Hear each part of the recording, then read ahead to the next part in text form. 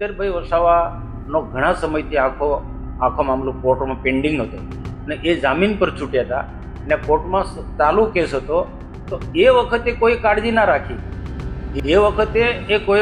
રાખી કે ભાઈ ચૈતરભાઈને બચાવવા માટે કોર્ટમાં સારા વકીલ આપણે રોકીએ. એમનો જે વકીલ છે એને મદદમાં કોઈ બીજો વકીલ રોકવાનો હતો એ કોઈ ચિંતા જ નહીં કરી.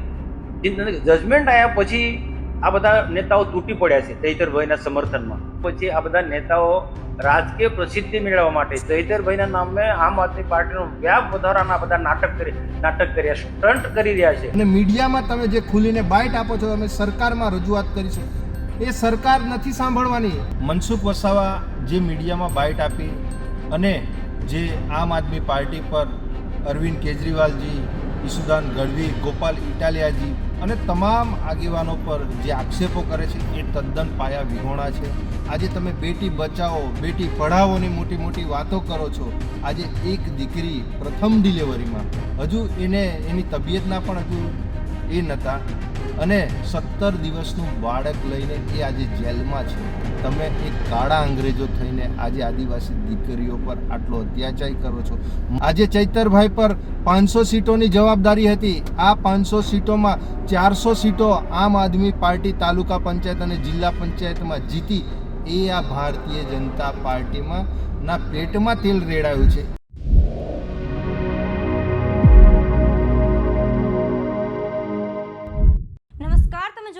ગુજરાત પ્લસ ન્યૂઝ અને હું છું મમલ.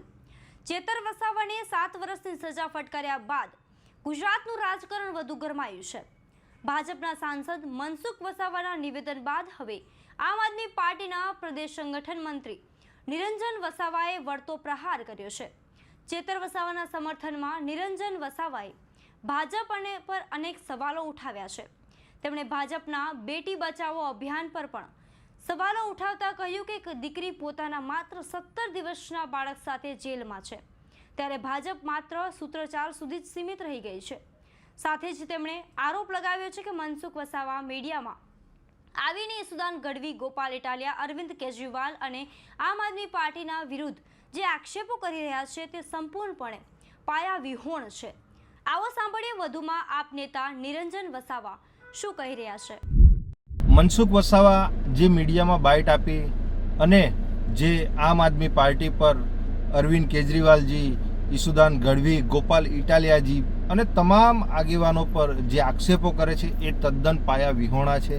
છેલ્લા 3.5 વર્ષથી ચૈતરભાઈ જીત્યા છે ધારાસભ્ય, ત્યારથી જીઆઈડીસીનો પ્રશ્ન હોય, રોડ રસ્તાનો પ્રશ્ન હોય, આરોગ્યનો પ્રશ્ન હોય, શિક્ષણનો પ્રશ્ન હોય, સ્કોલરશીપનો પ્રશ્ન હોય, સ્ટેચ્યુ ઓફ યુનિટીનો પ્રશ્ન હોય, કોરિડોરનો પ્રશ્ન હોય કે સનદની જમીનનો, એ તમામ મુદ્દે મજબૂતાઈથી લડે છે અને લોકોને ન્યાય અપાવે છે.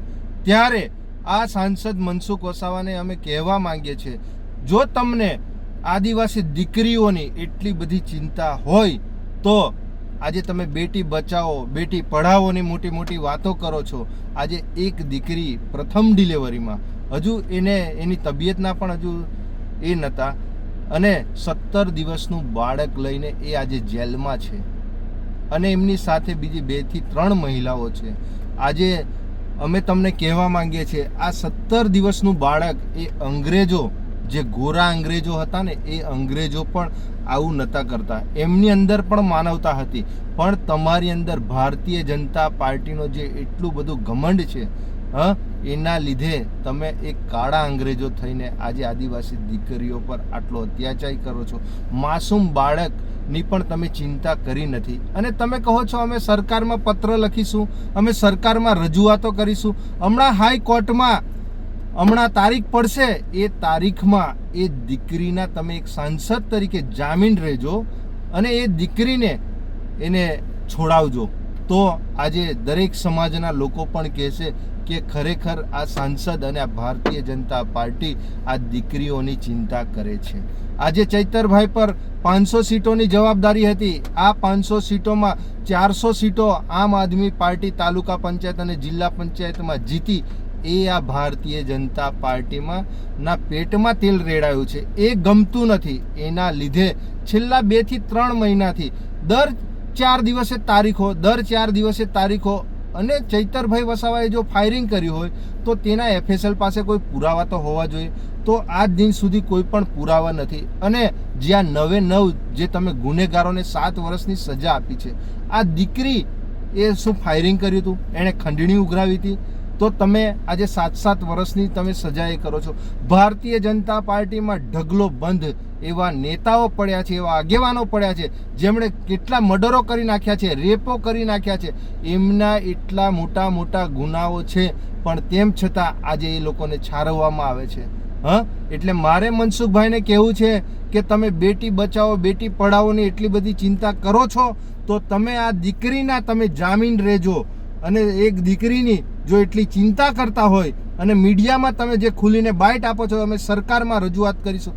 એ સરકાર નથી સાંભળવાની. તમે ખાલી હાઈકોર્ટમાં તમે ખાલી એક જામીન રહેજો અને એ દીકરીને ન્યાય અપાવજો, તો અમને ખરેખર ખબર પડશે અને પ્રજાને ખબર પડશે કે ખરેખર મનસુખભાઈ વસાવા એ દીકરીઓની ચિંતા કરે છે અને એમને ન્યાય અપાવવાનો પ્રયત્ન કરે છે, નહીં કે ખોટી મીડિયામાં ફાંકા ફોજદારી કરી અને પોતાની વાહવાહી મેળવવાનો. આ ચૈતરભાઈ પર જેટલા પણ ગુનાઓ એ થયેલા છે એ તમારા લોકોના કારણે થયેલા છે, કેમ કે ચૈતરભાઈ આટલું સરસ તમામ સમાજના મુદ્દાઓ ઉઠાવે છે, તમામ સમાજનો અવાજ બને છે. એ તમને લોકોને ક્યાંક ને ક્યાંક ખૂંચી રહ્યું છે. તમારે એ માટે તમે એમને આડકતરી રીતે આવા ખોટા કેસોમાં ફસાવી અને એમને દબાવવાનો તમે પ્રયત્ન કરો છો. નિરંજન વસાવાની વાતથી તમે કેટલા સહેમત છો, શું વિચારો છો, કમેન્ટ કરીને જરૂરથી જણાવજો. અત્યાર માટે બસ આટલું જ. નમસ્કાર.